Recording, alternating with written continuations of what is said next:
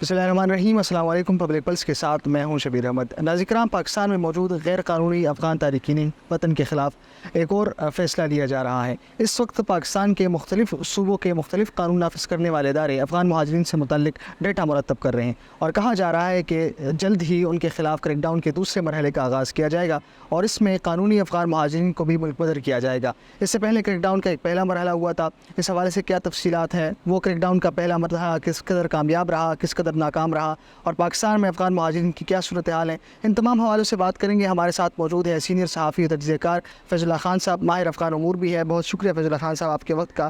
فیض اللہ خان صاحب، ہم نے دیکھا کہ پاکستان کے اندر افغان مہاجرین وقتاً فوقتاً آتے رہے، USSR کے دور سے لے کر ابھی بھی افغان طالبان کے اقتدار میں آنے کے وقت بھی بہت ساری بڑی تعداد میں افغان مہاجرین پاکستان آئے۔ تو اس حوالے سے پاکستان کے اندر ان کو ایڈجسٹ کرنے میں اب کون سی مشکلات پیش آ رہی ہیں، آپ کیا سمجھتے ہیں؟ بہت شکریہ۔ دیکھیے شبیر صاحب، پاکستان میں افغانوں کی آمد کا سلسلہ تو 1980 سے پہلے کہہ رہتے ہیں۔ ہمیں پاکستان کے بعد سے بھی بہت سارے افغان جو تھے کاروبار کے سلسلے میں پشاور آتے تھے، بلوچستان آتے تھے، اور پھر اس کے بعد جب 1980 کی دہائی میں اور جب 70 کی دہائی کے آخر میں سوویت یونین نے وہاں پر اپنی افواج بھیجی اور جنگ کا آغاز ہوا، تب یہ سلسلہ بہت تیز ہوا، اور افغان مہاجرین بلوچستان میں، خیبر پختونخوا میں جو اس وقت صوبہ سرحد تھا، اور سندھ میں، یہ تین صوبے ایسے تھے کہ یہاں پر بڑی تعداد میں افغان مہاجرین آئے۔ کراچی میں بھی ان کی مہاجر بستیاں ابھی تک آباد ہے، اسی طرح سے پشاور میں جبوزئی کیمپ تھا، اور بلوچستان میں بھی ان مہاجرین کی بڑی تعداد جو تھی وہ بس گئی تھی۔ پاکستان میں جو مسئلہ پیدا ہوا وہ یہ ہوا کہ افغان مہاجرین تو ان کے کیمپوں تک محدود نہیں رکھا گیا، اور وہ کیمپوں کے بجائے چونکہ وہ ملک کے دیگر شہروں میں بھی پھیل گئے، اور جو مختلف آبادیاں تھیں وہاں پر پھر انہوں نے رہائش بھی اختیار کی، اپنے کاروبار بھی کرنے لگے۔ اسی طرح سے بہت سارے لوگوں نے جعلی اپنی اسناد بھی بنائیں۔ تو اس سب کاموں کے نتیجے میں ظاہر سی بات ہے کہ سوسائٹی میں بھی کس طرح پیدا ہوا۔ افغان مہاجرین کے حوالے سے یہاں پر یہ بات کی جاتی ہے کہ ان کی آمد سے کلاشن کوف اور ہیروئن کلچر کو بھی فروغ ملا۔ تو مہاجرین جس ملک میں بھی ہوتے ہیں جاتے ہیں تو وہاں کی جو پہلے سے موجود آبادی ہوتی ہے ان کو بہت سارے معاملات پہ اعتراض ہوتا ہے، تو اسی طرح کے اعتراضات یہاں پر بھی تھے۔ اور پھر یہ معاملہ جب دوسری بار امریکہ نے افغانستان پہ حملہ کیا، اور پھر لوگوں کی دوبارہ یہاں پر آمد ہوئی، اور یہ سلسلہ چلتا رہا، اور 80 کی دہائی میں حکومت پاکستان کی جانب سے یہ بات کی جاتی تھی کہ افغانوں اور پاکستانیوں کے درمیان بہت اچھے تعلقات ہیں، وہ ہمارے بھائی ہیں۔ لیکن 2001 کے بعد جب وہاں پر ایک نئی ملکیت تشکیل پائی تو اس کے پاکستانی حکومت سے تو بہت اچھے تعلقات نہیں تھے، کیونکہ 47 میں پاکستان قیام کے بعد سے ہی افغانستان اور پاکستان کے درمیان کبھی بہت اچھے مراسم نہیں رہے، ایسی بہت ساری وجوہات تھیں۔ لیکن 2001 کے بعد اس کو خصوصیت کے ساتھ بہت زیادہ ترقی آ گئی۔ جو افغان حکام تھے اس وقت کے، ان کی جانب سے بھی پاکستان پہ اعتراضات کیے جاتے تھے، پاکستان کی جانب سے بھی جوابی بیانات دیے جاتے تھے، تو وہ سلسلہ چلتا رہا۔ پھر کچھ لوگ واپس چلے گئے۔ جب اب سے تقریباً 2-2.5 سال پہلے افغان طالبان نے افغانستان کا کنٹرول سنبھال لیا، تو اس کے بعد پاک افغان تعلقات کا ایک نیا مرحلہ شروع ہوا، اور دونوں حکومتوں کے درمیان کشیدگی میں اضافہ ہوا۔ اس کشیدگی کی بنیادی وجہ وہاں پر ان کالعدم تنظیمیں کے ٹھکانے تھے جو پاکستان میں مختلف مقامات پر سیکیورٹی اداروں پر حملے کرتے تھے۔ تو یہ تنازع ان دونوں ممالک کے درمیان بہت زیادہ بڑھتا چلا گیا۔ پاکستان کا مطالبہ تھا کہ وہاں موجود جو پاکستانی طالبان ہیں ان کو ان حملوں سے روکا جائے۔ افغان طالبان کا یہ موقف رہا کہ یہ حملے پاکستان کی زمین کے اندر ہی موجود TTP کے لوگ کرتے ہیں۔ بہرحال پھر جب یہ معاملہ اس طرح سے ٹھیک نہیں ہوا تو پھر پاکستان نے ان افغان مہاجرین کی واپسی کا سلسلہ شروع کیا۔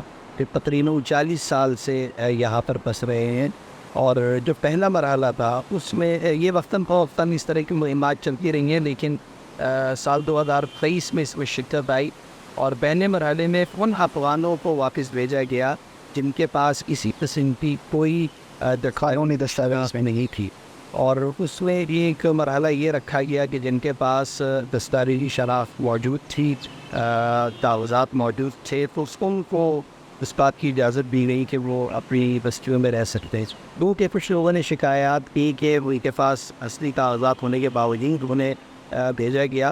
اور یہ سلسلہ کراچی سے تو ایسے شروع ہوا کہ کراچی میں باقاعدہ مراکز بنائے گئے جہاں پر غیر قانونی مہاجرین کو بھی رکھا گیا اور دیگر جو قانونی تھے وہ بھی اپنی دستاویزات وہاں چیک کراتے اور پھر وہاں سے بسوں کے ذریعے چمن بارڈر تک ان کو پہنچا کے سی مویدت کے رستے ان کو افغان کام کے حوالے کی. لیکن ابھی تک خان صاحب ابھی تک کہا جا رہا ہے کہ ان کے اس کریک ڈاؤن کے نتیجے میں ابھی تک تو حکومت نے کوئی اعداد و شمار جاری نہیں کیے کہ کتنے لوگ واپس جا چکے ہیں، لیکن کہا جا رہا ہے کہ 5 لاکھ کے قریب لوگ واپس جا چکے ہیں. تو اب تک ان کی آباد کاری کا جو مسئلہ ہے افغانستان کے اندر وہ کس طرح ہے؟ کیا وہ لوگ مکمل طور پر وہاں پر آباد ہو جائیں گے؟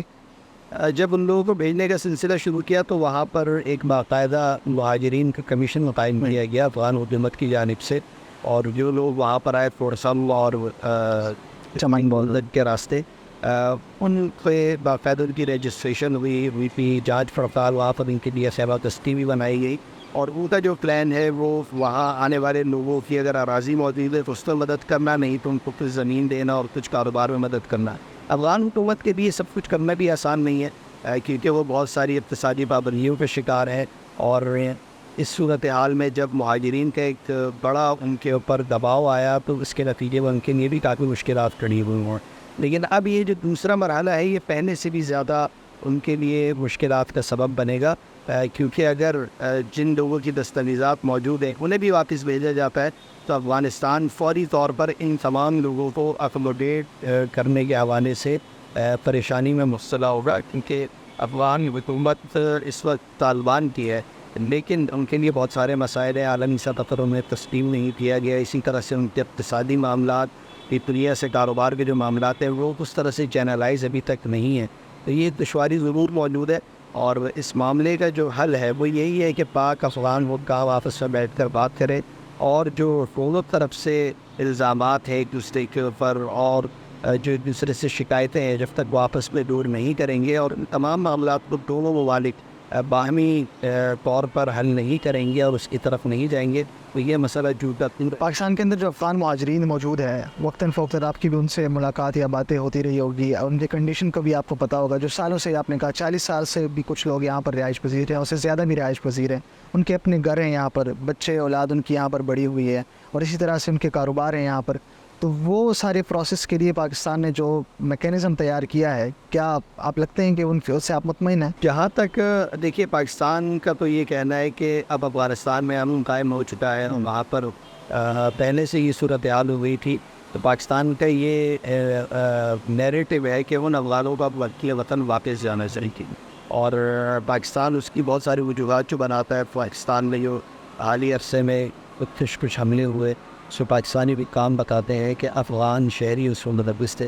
تو سیکیورٹی صورتحال پہلا وہ معاملہ ہے جس کی وجہ سے پاکستان چاہتا ہے کہ اب افغان اپنے وطن واپس جائیں اور وہاں جا کر ایک اپنی جو ہے نئے سرے سے زندگی کا آغاز کریں. پہلے اس بات کے بارے میں کہا گیا تھا کہ اگر کوئی ویزا لے کر اور باقاعدہ پروسیس کے ساتھ یہاں پر آتا ہے تو اس کو خوشامدید کہا جائے گا، اور اگر کاغذات موجود نہیں ہیں تو غیر قانونی تمام شہریوں کو واپس بھیج دیا جائے گا، چاہے ان دفتان پہ کسی بھی چیز.